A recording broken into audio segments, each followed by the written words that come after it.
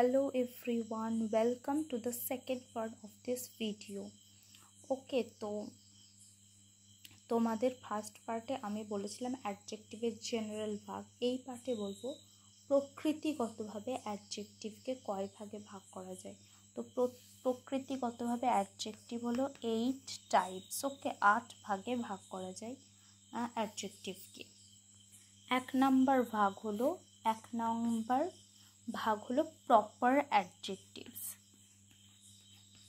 Proper adjectives is like, মানে ওটা কীরকম বলো তো, প্রপার নাউনের মতো। প্রপার নাউন মানে কি, যখন কোনো নাম নির্দিষ্ট করে বোঝানো হয় তখন তাকে বলে প্রপার নাউন। আর অ্যাডজেক্টিভ ঠিক তাই, সেই নাউন ফর্ম, যে নির্দিষ্ট করে যে নাউন ফর্মগুলো থাকে সেই নাউনের অ্যাডজেক্টিভ ফর্মগুলোকে বলা হয় প্রপার অ্যাডজেক্টিভ। ওকে, এক্সাম্পল কেমন হবে, যদি নাউন ধরো ইন্ডিয়া, ইন্ডিয়া একটা প্রপার নাউন, তাই তো অ্যাডজেক্টিভ কি হবে, ইন্ডিয়ান।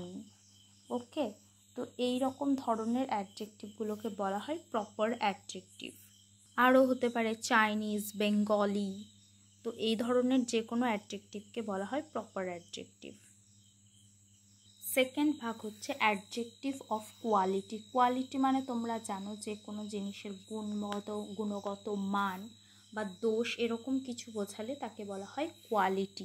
তো অ্যাডজেক্টিভ অফ কোয়ালিটি মানে যে অ্যাডজেক্টিভ দ্বারা কোনো দোষ বা গুণ বা এরকম কিছু বোঝায় তাহলে তাকে বলা হয় অ্যাডজেক্টিভ অফ কোয়ালিটি। তোমরা বুঝতেই পারছো, গুড, অনেস্ট, গুড মানে কি ভালো, অনেস্ট মানে হচ্ছে সৎ, পুওর, ব্যাড, এই ধরনের অ্যাডজেক্টিভকে বলা হয় অ্যাডজেক্টিভ অফ কোয়ালিটি।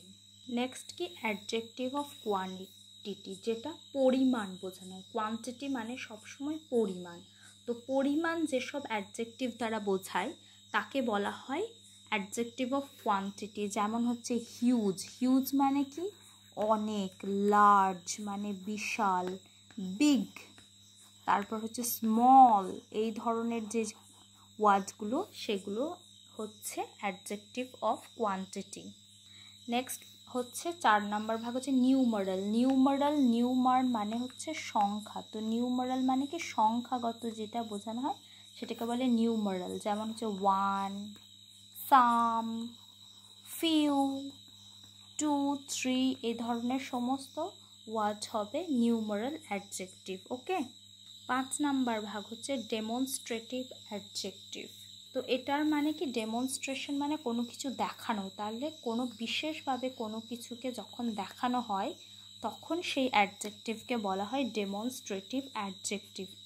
এক্সাম্পল কি হবে, দিস, দ্যাট, এগুলো মানে কি বিশেষভাবে তুমি কাউকে দেখাচ্ছ, মানে বা দোজ মানে বিশেষভাবে পয়েন্ট আউট করছো তুমি, তার জন্য এটা হচ্ছে ডেমনস্ট্রেটিভ অ্যাডজেক্টিভ।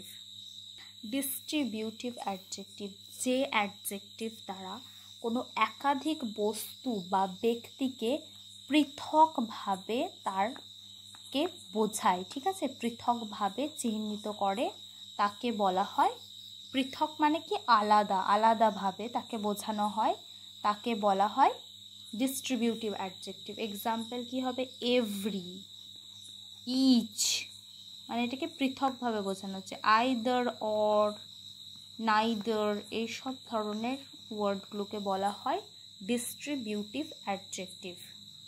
ইন্টারোগেটিভ মানে হচ্ছে WH ওয়ার্ড, যে WH ওয়ার্ডগুলো নাউনের পূর্বে বসে তাদেরকে বলা হয়, নাউনের আগে বা পূর্বে বসে তাদেরকে বলা হয় ইন্টারোগেটিভ অ্যাডজেক্টিভ। ইন্টারোগেটিভ অ্যাডজেক্টিভ যেমন হচ্ছে হুজ, হুইচ, হোয়াট, যখন বাক্যের প্রথমেই নাউনের আগে বসে এগুলোকে সবগুলোকে বলা হয় ইন্টারোগেটিভ অ্যাডজেক্টিভ। আর ইন্টারোগেটিভ বা ইন্টারোগেশন মানে হচ্ছে কোয়েশ্চেন্স, যেটা তোমরা সবাই জানো।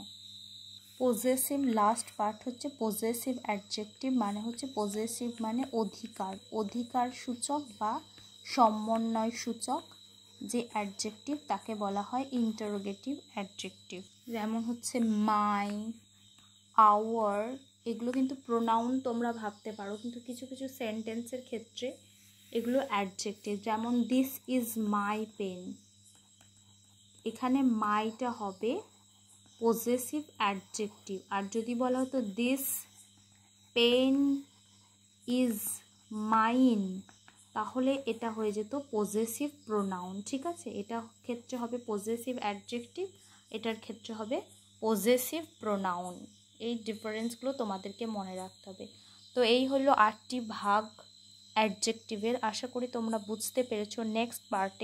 নেক্সট পার্টস অফ স্পিচ তোমাদেরকে পড়াবো। তো ততদিন তোমরা আমার সাথে থাকো, আমার চ্যানেলটিকে সাবস্ক্রাইব করো আর আমাকে সাপোর্ট করো। Thank you so much.